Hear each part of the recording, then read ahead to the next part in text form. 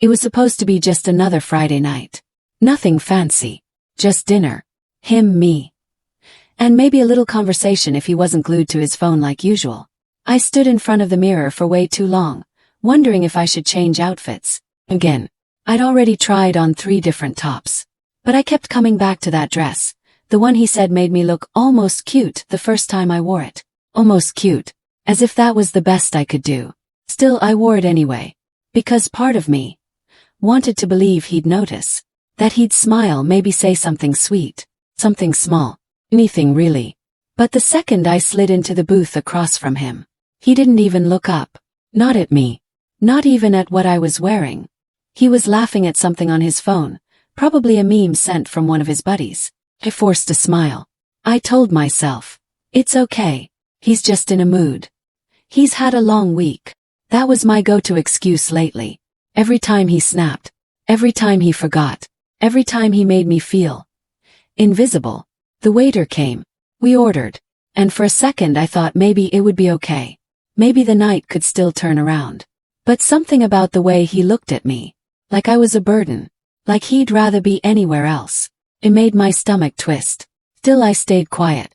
I laughed at his friend's dumb joke when he called. I nodded when he talked about his game stats. Tried. God, I tried. And that's the part that hurts the most. Not the silence. Not the cold glances. But how hard I was trying. To make someone love me. Who had clearly already checked out. Looking back now, I should have known. The way he didn't hold the door. The way he rolled his eyes when I asked how his day was. The way his phone got more attention than I ever did. I should have known. But I didn't. Not until the food arrived. Not until the words left his mouth. Not until everything shattered right there, in the middle of that restaurant. The food had just arrived. I was halfway through adjusting my napkin. When he set down his fork. Looked up at me, finally. And said it. You know, you're honestly kinda ugly. Just like that. No warning. No sarcasm. No laugh to soften the blow. Just cold, flat words. And blinked. Waited for the punchline. Waited for him to smirk like it was some dark joke I didn't get. But he didn't laugh. He just leaned back, arms crossed. And stared at me like I was something he'd accidentally stepped on. My stomach dropped. The noise in the restaurant kept buzzing around me. But suddenly everything felt muffled. Like someone had hit mute on the world. And turned the spotlight straight on me. I looked around. Did anyone else hear that? A couple at the next table exchanged a glance. A woman paused mid-bite, eyes flicking over to us. Even the waiter hesitated, tray still in hand, unsure whether to keep walking or run for cover. And then, just to make sure it hurt even more, he added, I don't even know why I stayed this long. Like loving me was some burden. Some chore he'd been stuck with out of pity. A favor he finally got tired of doing. I sat there frozen. Not because I didn't want to say something. But because I didn't even know where to begin. What do you say when someone rips your dignity out from under you? Like a rug in front of a full audience. But it wasn't over. Whoa. He stood up. Pushed his chair back like he was proud of himself. And then, just as he turned to walk away, he said it. Loudly. So everyone could hear. A girl like you should be grateful I even dated you. Grateful. Grateful. For being torn down. For being called ugly. For being treated like a second-choice dinner order. The audacity stung more than the insult. And then he walked. Just walked. Right out the door. No hesitation. No glance back. No shame. He left me sitting there. Face burning, hands trembling. With a full plate of food. And a check I didn't order. And in that moment. With strangers whispering. Waiters pretending not to look. And my heart pounding in my ears. I didn't cry. I didn't scream. I didn't chase him. I just smiled. But not because I was okay. Well, it was the kind of smile that comes when something inside you breaks. But also begins to rebuild. The exact same time. And while he thought he'd walked out of my life for good, he had no idea what he'd just lit inside me. He walked away. Like he'd just dropped the mic. Like he'd delivered some final blow. In a game only he was playing. The restaurant door swung shut behind him. With that little jingle. Ding ding. As if the universe itself was clapping for his performance. Sat there. Still holding my fork. Still trying to breathe. still feeling the sting of his words hanging in the air like thick smoke. Across the room, a man whispered something to his date. She gave me that look. You know the one. Half pity. Half thank God that's not me. I could feel the eyes. Feel the weight of the silence pressing down on my chest. My face was on fire. My hands were shaking. But I didn't move. Not yet. Because even though every cell in my body wanted to run, wanted to disappear into the floor, another part of me, quieter, stronger part, Mo, you sit here. You finish this. So I picked up my glass, took a slow sip, let the ice clink softly like nothing had happened, like I was still in control. 'Cause I was. He didn't win. He didn't break me. He just showed me exactly who he was. And in a weird, twisted way, I was almost grateful. The waiter came by. He looked nervous, like he wasn't sure if he should say something, like he expected me to burst into tears right there. But I looked up, smiled, and said, "I'll take the check, please." And I meant it. Because I wasn't just paying for a ruined dinner. I was paying for my exit, my freedom. Yeah, stung handing over that card. Paying for the food I barely touched. The wine I ordered hoping he'd toast with me. But it was the last time I'd ever invest a single thing, time, money, or emotion, in a man who didn't see my worth. I stood up slowly, smoothed my dress, held my head high, and as I walked out of that restaurant, I didn't look back. Not at the table, not at the people watching, not at the boy, who thought walking away from me was some kind of power move. Because here's the truth. He didn't leave me broken. He left me free. And that night, without knowing it, he handed me the pen to write the next chapter of my life, on my own terms. I walked out of that restaurant, into the cool night air, and for the first time in what felt like forever, could breathe. Not that half breath you take when you're trying not to cry in public. Not the shallow gasp when someone hurts you and you pretend it's fine. No. A deep, full, honest breath. The kind that says, this is over. This part of my life is done. I stood on the sidewalk for a moment, watching the cars pass. People laughing as they walked by. Lives continuing like nothing had happened. And I smiled. Not the kind of smile you give when someone says, "Smile, pretty girl." Not the one you fake to avoid questions. This smile was different. It was quiet, but powerful, like a secret between me and the night. Because something in me had shifted. Snap maybe. But not in the way he probably hoped. He didn't break me. He woke me. Woke up the part of me that had been buried. Under apologies I didn't owe. Under late night arguments. Under all the times I'd made myself smaller. Just to fit into his version of enough. And it was in that exact moment, standing there under a flickering streetlight, alone, with mascara smudged just enough to prove I felt something, that I decided I was done. Done waiting for someone to choose me. Done chasing validation in cold hands and colder hearts. Done believing I had to earn love by being quieter, prettier, easier. Whoa. I was going to love myself loud, bold, unapologetically. Because that night he walked away. But I walked free. And the difference? He walked away with the same bitterness he came in with. But me, I walked away. With clarity, with peace, with power. And as I sat alone on the bus ride home, watching the city lights blur past the window, I didn't cry. I didn't replay his words. I didn't wonder what I did wrong. I leaned my head back, closed my eyes, and made a promise. This is the last time anyone will ever make me question my worth. Because from here on out, it's not about him anymore. It's about me. The morning after the restaurant, I woke up to silence. No good morning text. No passive-aggressive meme. No half-hearted "you up" from a boy who only noticed me when no one else was around. And honestly, felt good. Not because I didn't miss something. 'Cause I did. I missed the version of me who believed love meant enduring, who thought loyalty meant staying quiet, who accepted crumbs and called it dinner. But she wasn't coming back. Because the girl who woke up that morning, she was different. Got out of bed, no makeup, puffy eyes, hair a mess. But when I looked in the mirror, I didn't see ugly. I didn't see not enough. I didn't see his words anymore. I saw potential. I saw fire. Saw me.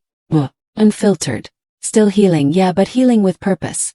So I did something small. I went for a walk. Put on sneakers I hadn't touched in months. Played the playlist I used to love. Before I started skipping songs he didn't like. And I walked, breathed, felt the sun on my face. And for once, I wasn't walking to escape something. I was walking towards something. Heard me.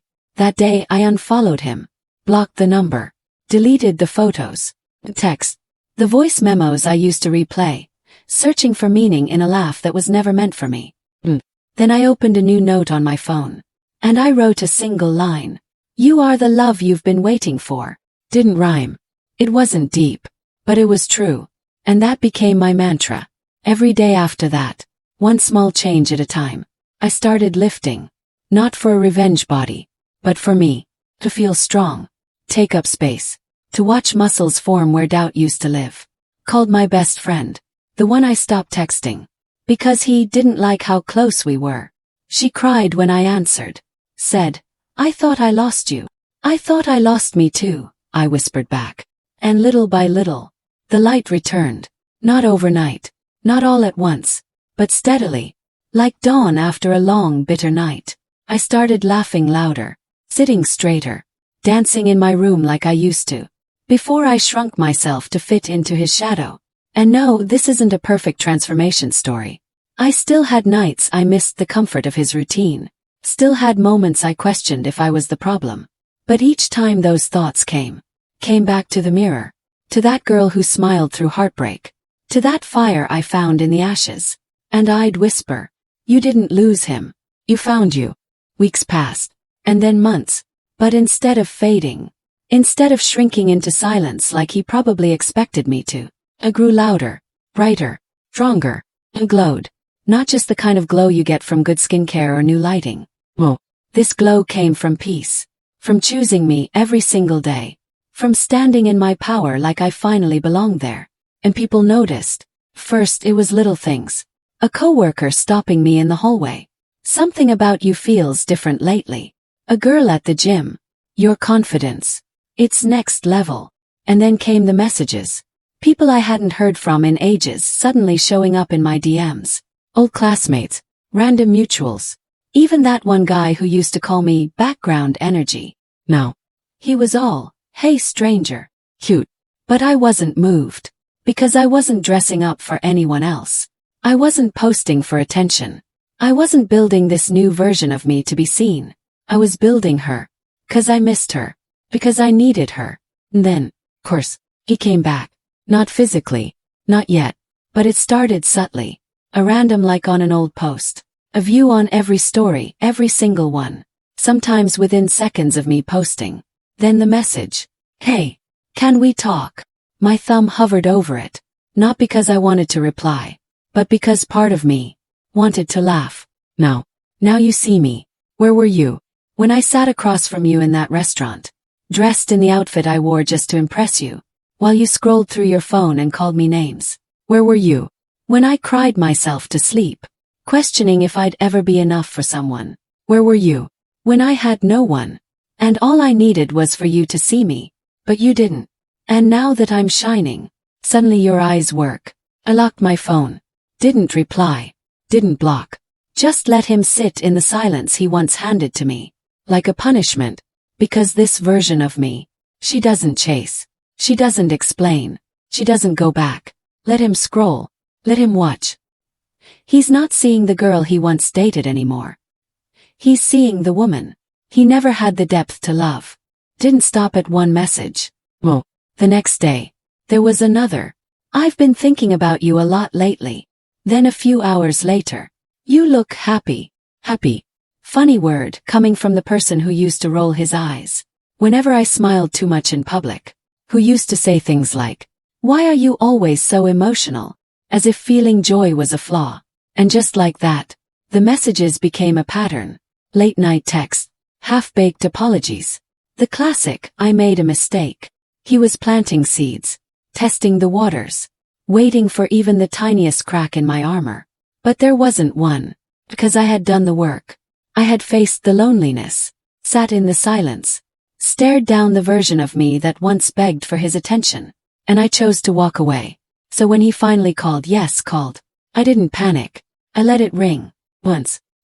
13 times. I watched that screen light up. And for a moment, just a moment, I remembered. I remembered his laugh, his cologne, the way he used to brush my hair behind my ear, right before ruining my day with a single careless sentence. And then I remembered that night at the restaurant. His voice loud, cruel. A girl like you should be grateful I even dated you. That was all I needed. Picked up the phone, but not to answer. Block. And the second I did, felt lighter, like I had closed a door that should have never been opened in the first place. But he wasn't done. No. A few days later, I was walking out of a cafe, iced coffee in one hand, book in the other.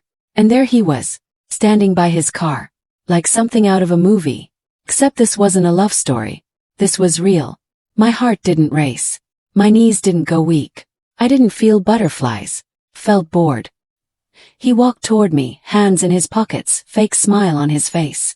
Hey, I said nothing. You look wow. You look amazing. He nodded, politely, because I wasn't here for a performance. Listen, I know I messed up. I was an idiot. I didn't realize what I had until it was gone. There it was. The script. The same tired act. Men like him save for women like me, when they think we haven't healed yet. But I wasn't that girl anymore.